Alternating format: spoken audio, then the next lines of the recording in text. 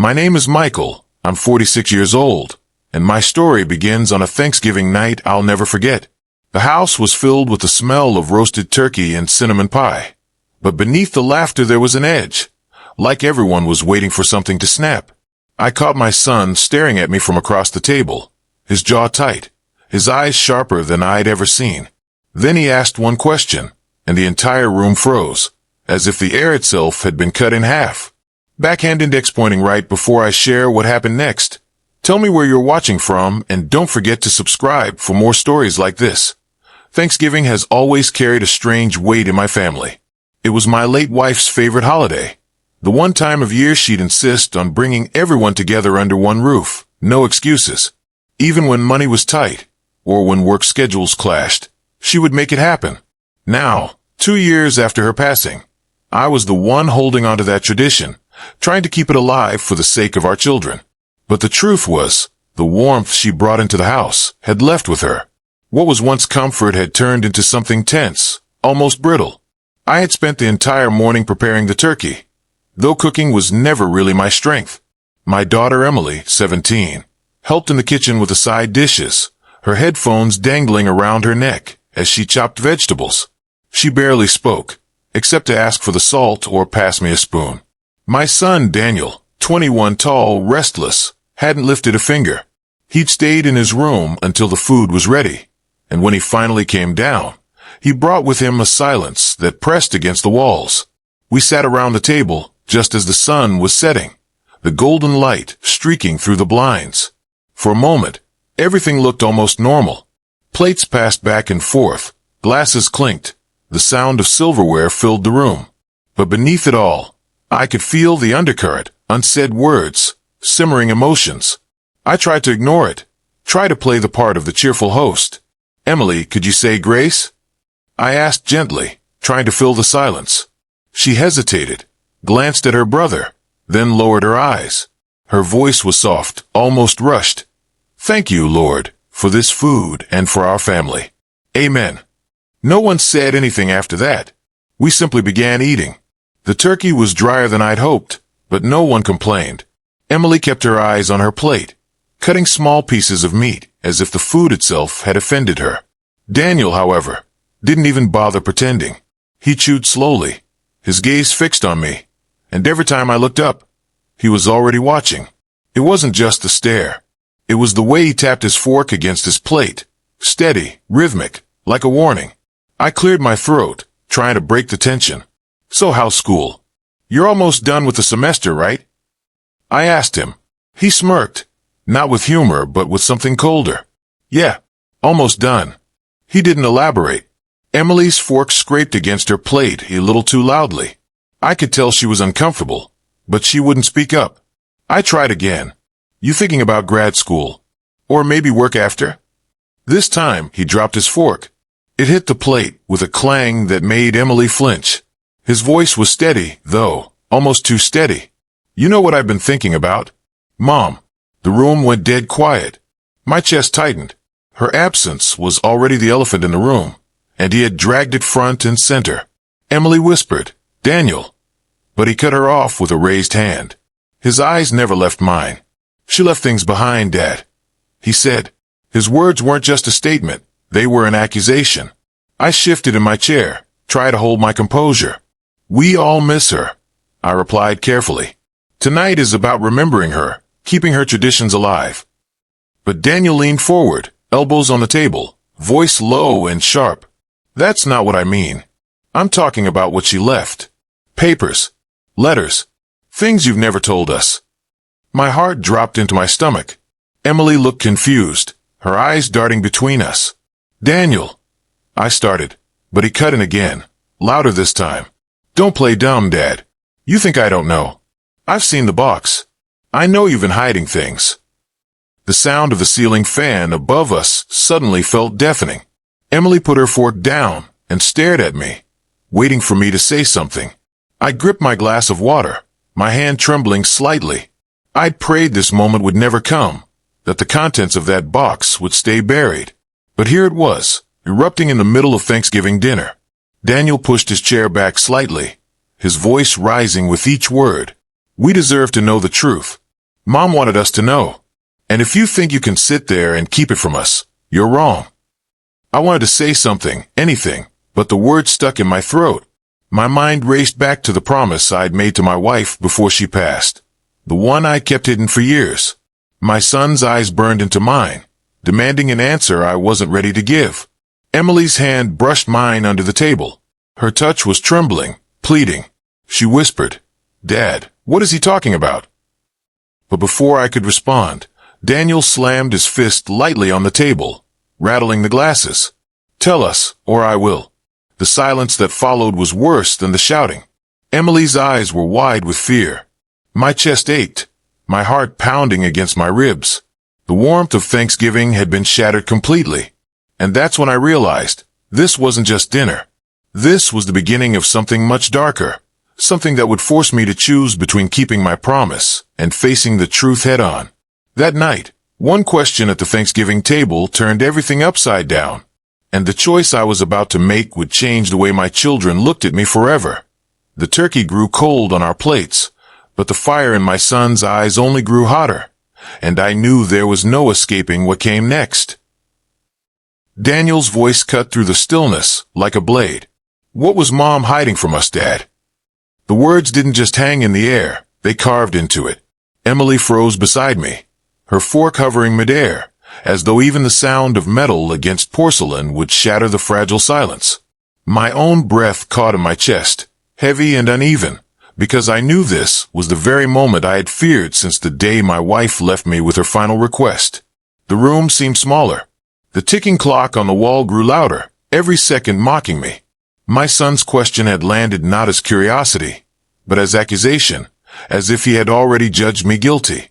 I forced my hand to steady as I placed my glass back on the table. My throat felt dry, but I managed to say, "Daniel, this isn't the time." He laughed under his breath, sharp and bitter. "Not the time." "When is the time, Dad?" "Because every time I try to ask, you push it away. Tonight, in front of Emily, in front of the food Mom loved to make. You don't get to hide anymore." Emily's voice wavered. "Daniel, please, you're scaring me." But Daniel didn't flinch. He leaned forward, both palms flat on the table, his eyes locked on mine. "What are you hiding from us?" I could feel my heart pounding, each beat a drum against my ribs. The truth hovered on the tip of my tongue, begging to be spoken, but the weight of the promise I'd made to my wife dragged me down. Her last words came rushing back. "Keep it from them until the right moment, Michael. They're not ready." But my son's face told me he was past ready. He was demanding it. The silence stretched too long. Daniel's expression twisted with frustration, his voice louder now. "Was it money? Was it someone else? Was it something about you?"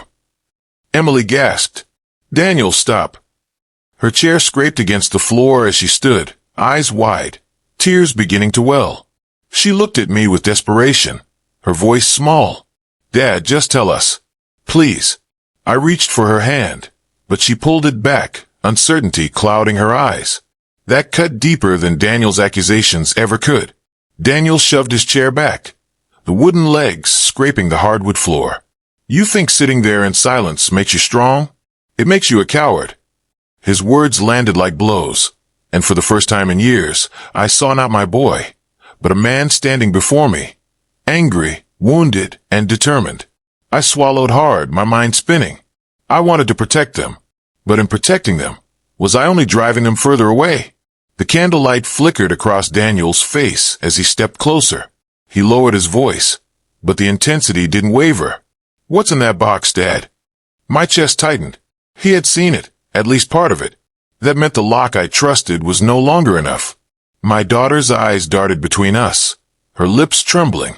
"Box? What box?" Daniel glanced at her, then back at me, almost daring me to deny it. His voice broke, softer this time but edged with anger. "Tell her, or I will." The weight of the room shifted. My daughter now knew there was a secret. My son knew enough to suspect more. And me? I sat there, trapped between loyalty to my late wife and the crumbling trust of my children. I finally spoke, my voice strained. "Daniel, I promised your mother." He slammed his hand down on the table, making Emily flinch. Don't you dare hide behind her memory. If she wanted us to know, then tell us. If she didn't, then what are you protecting? Yourself. The accusation stung because part of it was true. My silence wasn't only about her, it was about me. About the mistakes I'd made. The truths I wasn't ready to see reflected in their eyes. Emily whispered, almost to herself, I don't understand. Why would Mom keep secrets from us? Her voice cracked, and my stomach turned. This wasn't what my wife wanted. Her children questioning her love, doubting her memory. I pushed my chair back slowly, standing to face them. My legs felt heavy, as if weighed down by every year of guilt I'd carried. My son squared his shoulders, unflinching, ready for a war of words. My daughter folded her arms around herself, looking smaller, fragile. For a long moment, I just looked at them, the two people who mattered most. The reason I'd fought so hard to keep going after their mother was gone. And now I was losing them. My voice shook, but I forced it steady. There are things about your mother's past, about our family, that I thought you were too young to understand. I kept them hidden, not because I wanted to lie, but because I wanted to protect you. Daniel's jaw clenched. Protect us? Or protect yourself? The words hit me square in the chest. I couldn't answer. Not yet. Emily stepped closer, her eyes glassy. Dad, please. I need to know. Did Mom lie to us? That broke me. I shook my head quickly, fiercely. No, she never lied. She loved you both more than anything. That was never a lie. Daniel folded his arms, his voice low, controlled, but sharp as a knife. Then prove it. Open the box. Right now. The demand hung heavy in the air. The fire crackled in the fireplace, the only sound in the room besides our breathing. The food sat untouched, the smell of turkey and stuffing now sour in my stomach. My hands trembled as I looked at them both. Daniel's eyes burned with anger, Emily's with fear. And me, caught in the middle, carrying a truth that had the power to shatter us or bring us closer. For the first time, I realized this wasn't just a question. It was a test.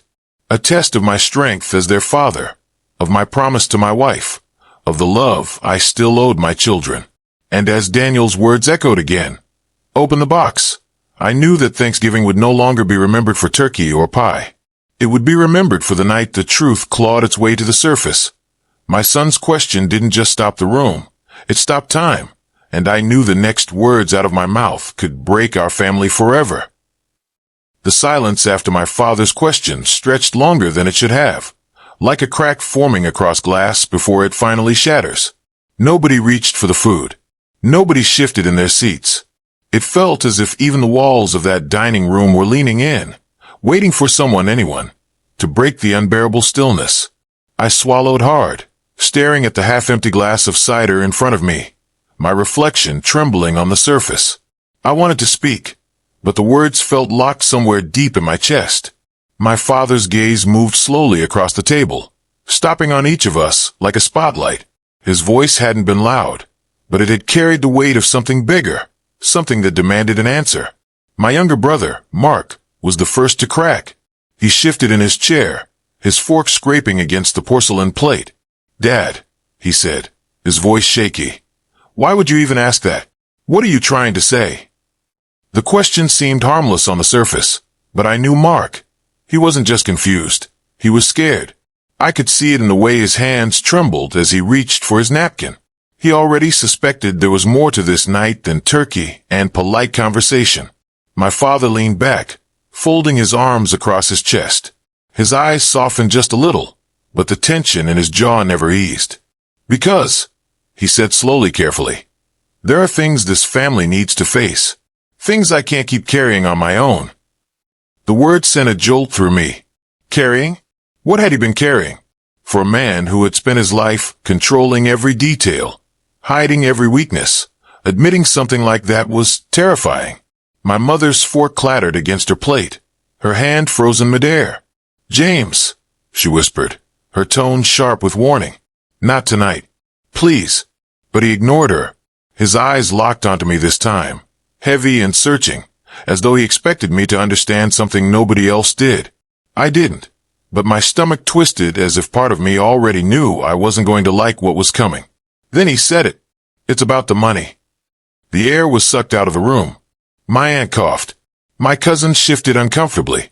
Everyone knew our family had been arguing quietly about finances ever since my wife's will was read a few months earlier. But the way he said it, flat, sharp, like pulling off a bandage, felt different. I set my glass down. What about the money? I asked, my voice steadier than I expected. His lips pressed into a thin line before he spoke again. The will wasn't the whole story.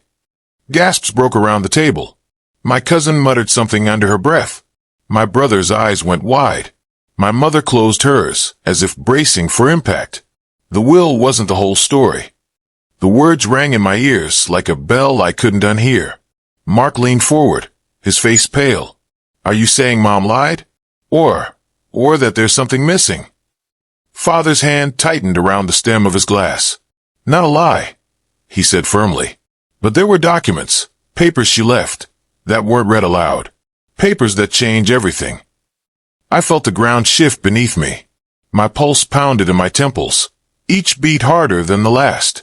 What kind of papers? I asked. His eyes flicked to me again, softer this time, almost apologetic. She left a letter, son. A letter only I was meant to see. Until now. The room erupted. Voices overlapped. Chairs scraped. Someone dropped a spoon. A letter? Hidden. Why hadn't anyone heard about this before? I wanted to shout, to demand answers right then and there, but something in my father's expression stopped me cold.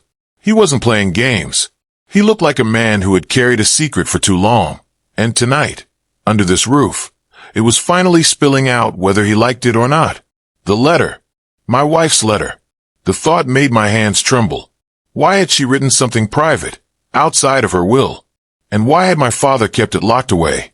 My mother's voice cut through the chaos, brittle and sharp. James, you'll destroy this family if you go down this road. Just think about what you're doing.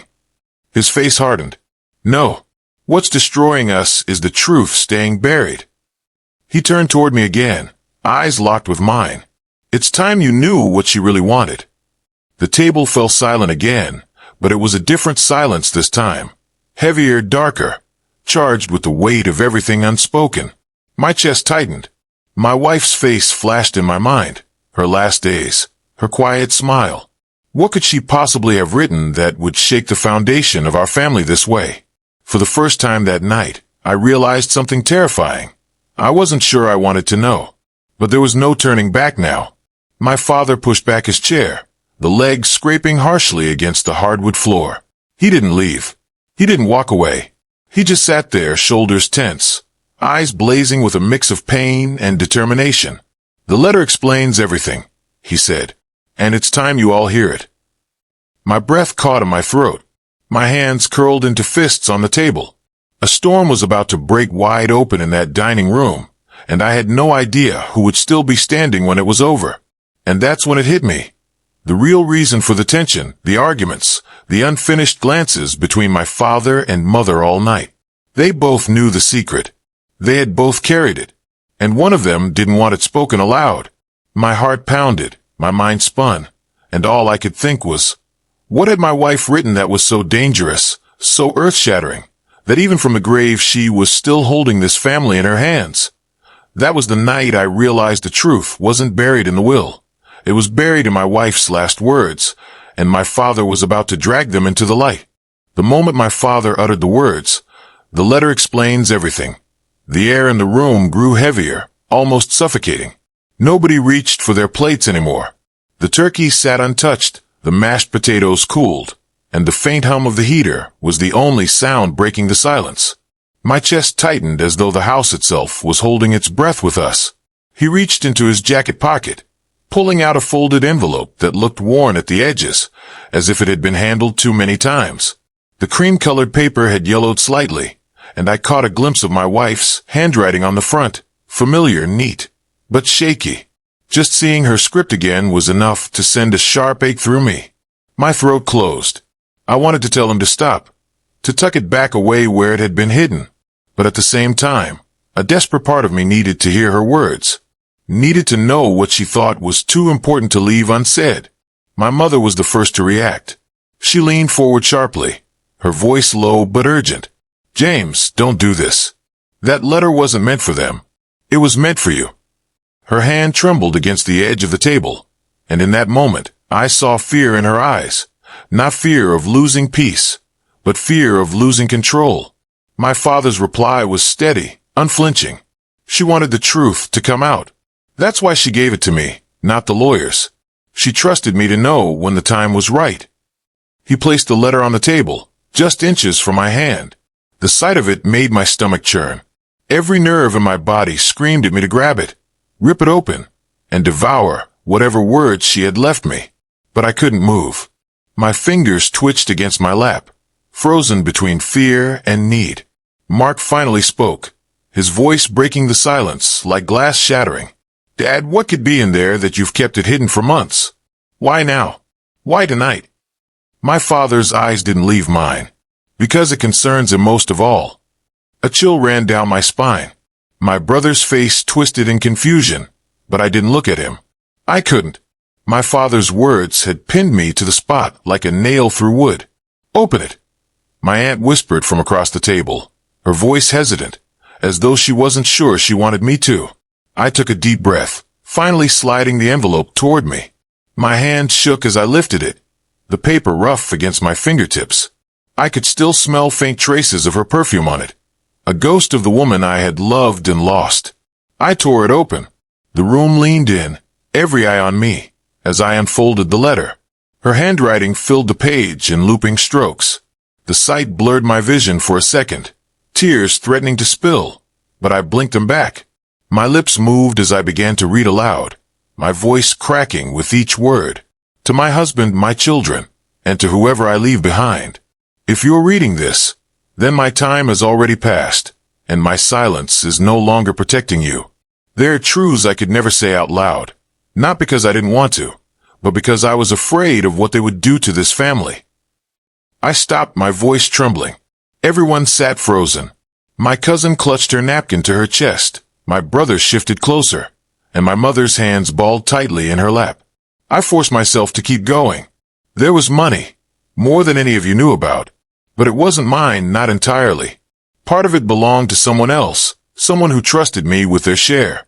I promised to keep it safe, and if I didn't tell you, it's because I feared greed would tear us apart. A murmur rippled through the table. My aunt gasped audibly. Mark shot me a bewildered look, shaking his head in disbelief. My father stayed still, eyes closed briefly, as though reliving every moment he'd carried this weight. I pressed on, even though each sentence tightened like a rope around my chest. "If James has chosen to share this letter, then he believes you are ready to know the truth. I loved you all, but love cannot erase mistakes. The money came with conditions, ties to people who are not family. And one day, those people may come looking for what was theirs." The words echoed in my head. Ties to people who are not family. My breath came quicker, shallow. Who were these people? What had she gotten involved in? Mark slammed his hand on the table, his voice rising. "What the hell does that even mean? She was hiding money. From who? For what?" My mother's voice cracked as she tried to intervene. "This isn't the time. Stop this before it goes too far." But I couldn't stop. I had to finish. "To my husband, I am sorry for the burden I leave you. To my sons, I hope you can forgive me for what I could not say in life. And to the rest of the family, I pray you remember me for the love I gave, not the secrets I kept." The letter ended there. Just words on paper, but words that cracked open everything we thought we knew. I lowered the page slowly, my hands trembling so violently that I nearly dropped it. The silence afterward was thicker than before, each of us drowning in it. My heart raced, my skin clammy. "That's it," Mark demanded, his voice sharp, almost desperate. "That's what she was hiding all this time. Money? Some deal she made? What are we supposed to do with that?" I didn't answer. I couldn't. My mind was a storm of memories, her secret phone calls late at night, the times she brushed off questions about bank statements, the look in her eyes when she thought no one was watching.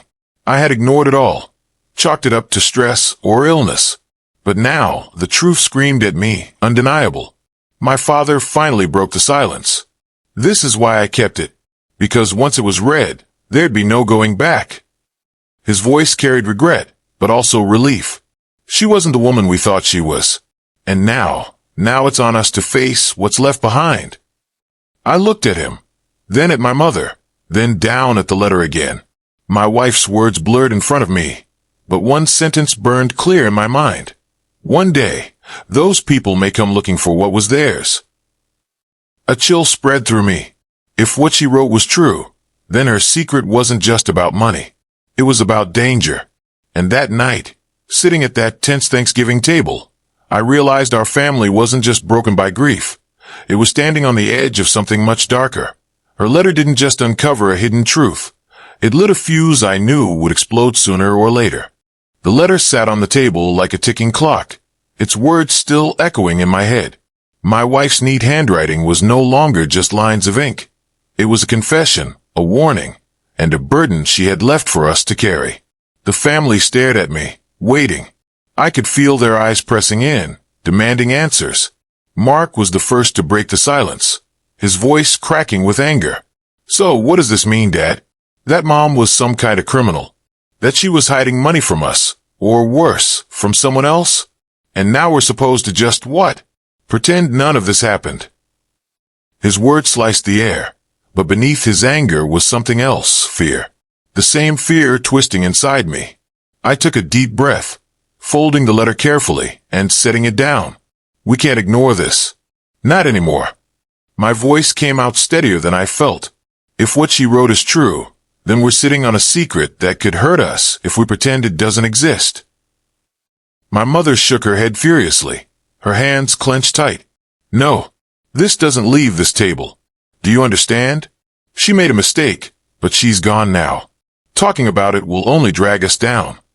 Her words stung. I wanted to believe her, to close the letter and tuck it away forever. But I couldn't. The weight of my wife's final warning was too heavy to ignore. Mom, I said quietly. She wrote this for a reason. She knew it would come out eventually. She was trying to protect us. Hiding it won't protect anyone now. The room grew tense again. My father leaned back in his chair, his face drawn. For once, he looked tired, like a man who had been carrying a secret for far too long. There's more, he said finally, his voice gravelly. She wasn't just hiding money. She was keeping it for someone. Every head snapped toward him. What do you mean? I asked, my pulse quickening. He hesitated, then sighed. A man named Robert, her childhood friend. They stayed in touch long after we married, though I didn't know the full extent of it until later. Years ago, he came into money that wasn't exactly clean. He was in trouble, and he trusted her to keep it safe, away from the wrong people. She agreed, thinking she could protect him. But she never told me, never told any of us. The name hit me like a blow. Robert. I remembered him vaguely. A tall man who had shown up once at our house when I was a teenager. My wife had introduced him as an old friend. I hadn't thought much of it then, but now everything clicked into place. The nervous glances, the late-night phone calls, the way she always brushed off questions. Mark's voice cut through my thoughts. So what? You're saying Mom was mixed up in some kind of shady deal? That she was protecting some guy we barely knew? My father nodded slowly. She thought she was doing the right thing. But when Robert passed away unexpectedly last year, the money, it became hers to hold. And she didn't know what to do. She was scared. The realization struck me hard. She hadn't been living a double life out of greed or malice. She had been caught in a trap, one she couldn't escape without putting us at risk. I swallowed hard. So where is it now? The money. The table went silent again. My father's eyes met mine, heavy with the truth. Still here, in a safety deposit box. I've been keeping it hidden since she died. Mark shot to his feet, pacing behind his chair. This is insane. Do you realize what this means? If anyone finds out, we're screwed. We could lose everything. I rose slowly, the chair scraping against the floor. Or, I said firmly, we could do the right thing. For once, he spun to face me, his expression twisted with disbelief. The right thing? You're talking about giving it up? Walking into a bank and telling them we've been sitting on dirty money for years? That's your brilliant plan. Yes, I said, my voice steady. Because carrying this secret will eat us alive. It's already tearing us apart.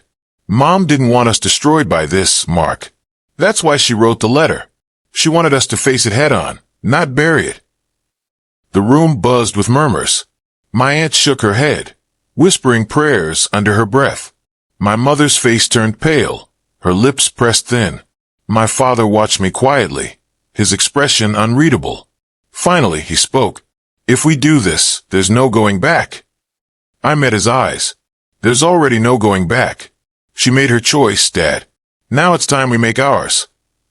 For the next hour, the family argued. Voices rose and fell. Accusations flew. Tears were shed. But beneath it all, a decision began to take shape. I could feel it in the way Mark's anger slowly shifted to resignation, in the way my father's silence carried reluctant acceptance. When the voices finally quieted, I stood. Tomorrow morning, I'll go to the authorities. I'll explain everything. If they want the money, they can take it. At least then this secret dies with us, instead of hanging over our heads. Mark stared at me, his jaw tight. And what if they don't believe you? What if they think you were involved? I didn't flinch. Then I'll take responsibility. I'm not letting Mom's mistake poison us any longer.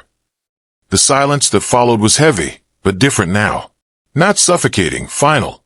The kind of silence that comes when a storm has passed, leaving wreckage behind, but also clear skies. That night, after everyone left, I sat alone at the table with the letter in my hand. I traced her handwriting with my fingers, imagining her voice, her face, the weight she must have carried. She hadn't been perfect. She had made a choice, one born from love, but also from fear. And now I was making mine. The next morning, I walked into the sheriff's office with my father at my side. We handed over the key to the safety deposit box, along with the letter. The officer's eyes widened as he read it. But I didn't care what he thought. For the first time in months, I felt lighter. The truth was no longer hidden. The burden was no longer mine alone to carry. As I stepped back into the cold morning air, I looked up at the sky, whispering to her memory, "We're free now, just like you wanted." And for the first time since she passed, I truly believed it. Sometimes the hardest choice isn't keeping a secret. It's finding the strength to finally let it go.